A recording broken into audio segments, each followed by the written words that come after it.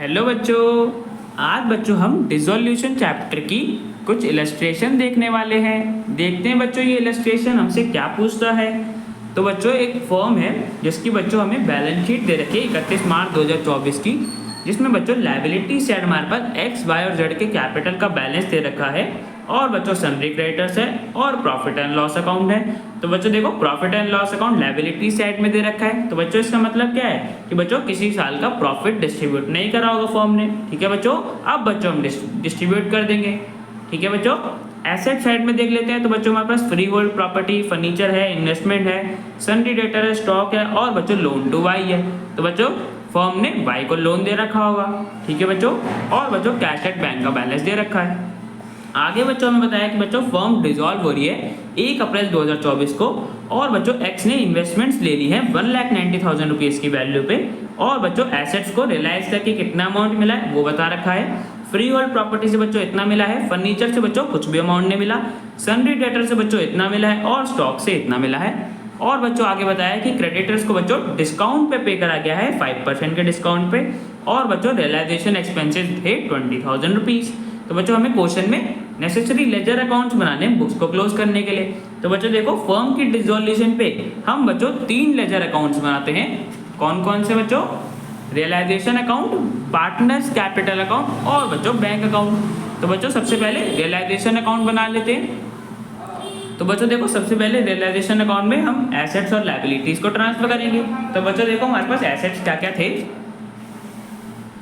Free hold property था बच्चों, furniture था, इन्वेस्टमेंट था, सन्ड्री डेटर था और स्टॉक था। तो बच्चों इन पांचों एसेट्स को हम ट्रांसफर कर देंगे इनकी बुक वैल्यूज पे। और बच्चों लोन टू वाई है। तो बच्चों मैंने बता दिया था ना कि वाई को लोन दिया होगा। अब बच्चों जब वाई पे करेगा तो बैंक अकाउंट के थ्रू पे करेगा, तो बच्चों वो तो बैंक अकाउंट में चला जाएगा। और ऐसे बच्चों कैश एट बैंक भी हम उसके लिए बैंक अकाउंट बना रहे हैं। ठीक है बच्चों, तो इसे पांचों एसेट्स को हमें ट्रांसफर करना है रियलाइजेशन अकाउंट में। तो बच्चों देखो कौन सी साइड में आएंगे? रियलाइजेशन अकाउंट की डेबिट साइड में आ जाएंगे। ठीक है बच्चों, तो पांचों एसेट्स आ गए अपनी बुक वैल्यूज पे। अब बच्चों हमें नेक्स्ट लायबिलिटीज ट्रांसफर करनी है। तो बच्चों देखो लायबिलिटीज में हमारे पास क्या क्या था?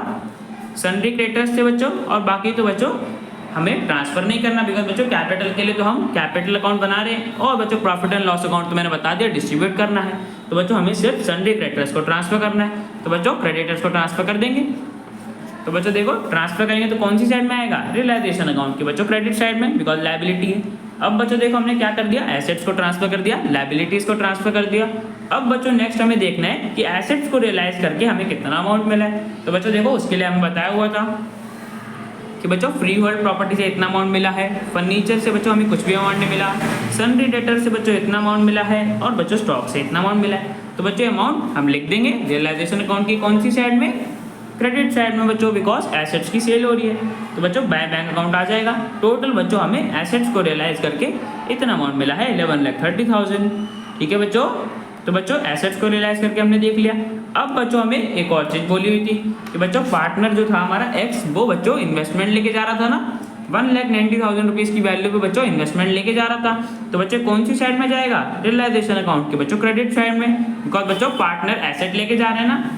तो बच्चों क्रेडिट साइड में आ जाएगा bye access capital account investment 1,90,000 rupees. ठीक है बच्चों, तो बच्चों यहाँ पे हमने एसेट्स का देख लिया कितना रियलाइज करके हमें कितना मिला, पार्टनर लेके गया था बच्चों उसको भी रिकॉर्ड कर लिया। अब बच्चों नेक्स्ट हमें लायबिलिटीज को पे करना है। तो बच्चों देखो हमारे पास लायबिलिटीज क्या क्या थी? क्रेडिटर्स थे बच्चों सिर्फ 2 लाख रुपीज़ के, उन्हें बच्चों हमें क्या बोला था कि 5% के डिस्काउंट पे करा गया है। तो बच्चों 2 लाख में से हम 5% डिस्काउंट माइनस कर देंगे तो बच्चों हमारे पास आ जाएगा 1,90,000 रुपीज़।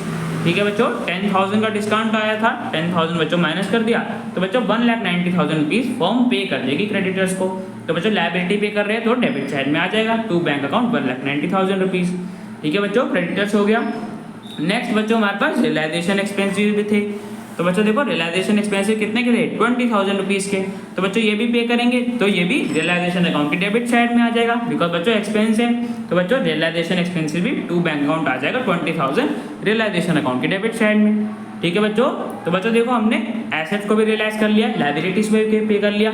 अब बच्चों हमें आगे देखना है कि रियलाइजेशन में हमें गेन हुआ है या लॉस हुआ है। तो बच्चों हमारे पास क्रेडिट साइड का टोटल ज़्यादा आ रहा है, मतलब बच्चों हमें रियलाइजेशन में प्रॉफिट हुआ है। अब बच्चों कितने का प्रॉफिट हुआ है वो निकाल लेंगे। तो बच्चों माइनस करने पे हमारे पास प्रॉफिट आ रहा है 60,000 रुपीज़ का।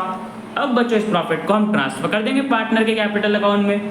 तो तो बच्चों देखो रेशियो के बारे में तो कुछ बोला नहीं है, तो हम क्या मान के चलेंगे तो बच्चों पार्टनर्स इक्वली प्रॉफिट शेयर करते होंगे।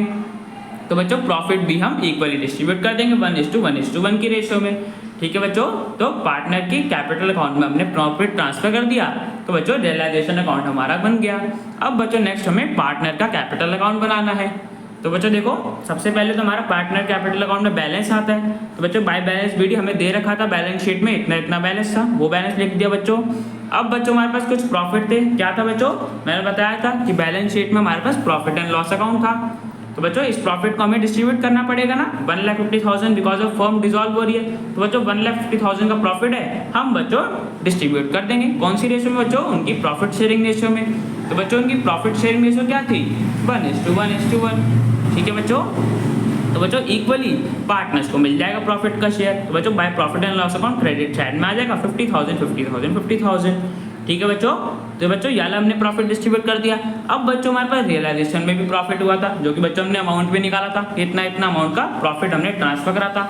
तो बच्चों इस प्रॉफिट को भी लिख देंगे बाय रियलाइजेशन अकाउंट 20,000 20,000 20,000। ठीक है बच्चों, तो बच्चों हमने सारे प्रॉफिट डिस्ट्रीब्यूट कर दिए।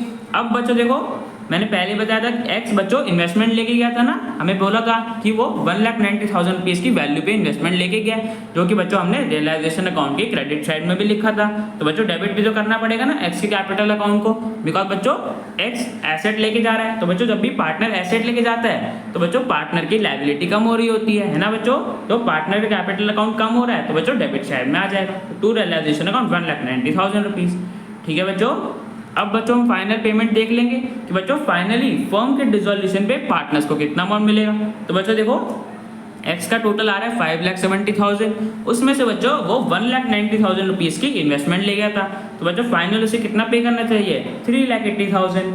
ठीक है बच्चों 3,80,000 फर्म पे कर देगी बैंक अकाउंट के थ्रू।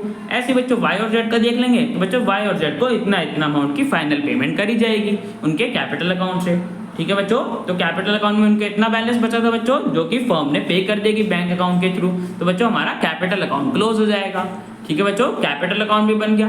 अब बच्चों लास्ट हमें बैंक अकाउंट बनाना है। तो बच्चों देखो बैंक अकाउंट के लिए सबसे पहले तो हमारा बैलेंस आ जाएगा, जो कि बच्चों हमें बैलेंस शीट में दे रखा था 3 लाख रुपीज़।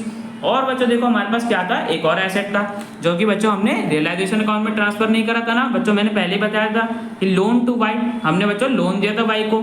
अब बच्चों वाई को लोन वापस भी करना पड़ेगा। जब बच्चों ये वाई लोन वापस करेगा तो बच्चों किसके थ्रू करेगा, बैंक अकाउंट के थ्रू। तो बच्चों बैंक में हमारे पास पैसा आ जाएगा लोन का 1 लाख रुपीज़। तो बच्चों हमारा क्या होगा, बैंक का बैलेंस बढ़ जाएगा। तो बच्चों देखो ये लोन टू वाई भी हम लिख देंगे डेबिट साइड में, अगर बच्चों वाई ने लोन पे कर दिया होगा तो हमारे बैंक का बैलेंस बढ़ गया होगा 1 लाख रुपीज़ से। ठीक है बच्चों, तो ये अमाउंट आ गया। और बच्चों हमें कहाँ से बैंक अकाउंट में पैसा आया था, एसेट्स को बच्चों हमने रियलाइज करा था ना, ये बच्चों हमें बता रखा था। तो 11,30,000 रुपीज़ बच्चों में मिले थे एसेट्स को रियलाइज करके। तो बच्चों आ जाएगा वो अमाउंट भी कि एसेट्स को रियलाइज करके हमें इतना अमाउंट मिला है। ठीक है बच्चों, टू रियलाइजेशन अकाउंट। अब बच्चों देखते हैं हमने लायबिलिटीज़ को पे करा था, तो उनको बच्चों लिख देते हैं। 2 मिनट बच्चों रुक जाते हैं, आवाज़ आ रही है।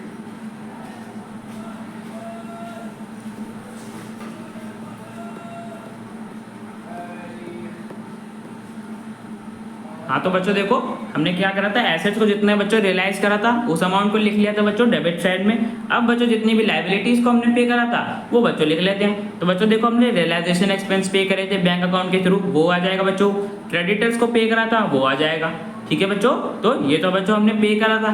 और बच्चों हमने क्या पे करा था, पार्टनर्स को भी तो बच्चों पे करा था ना। यहाँ पे उनके कैपिटल अकाउंट में जो बैलेंस बचा था उनको बच्चों हमने फाइनल पेमेंट कर दी इतने इतने अमाउंट की। तो बच्चों ये बैलेंस को भी हम लिख देंगे।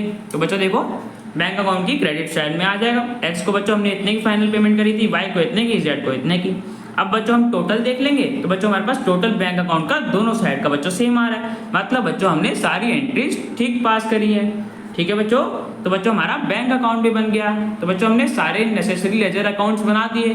तो बच्चों क्वेश्चन हमारा कंप्लीट हो गया। अब बच्चों मिलते हैं नेक्स्ट वीडियो में।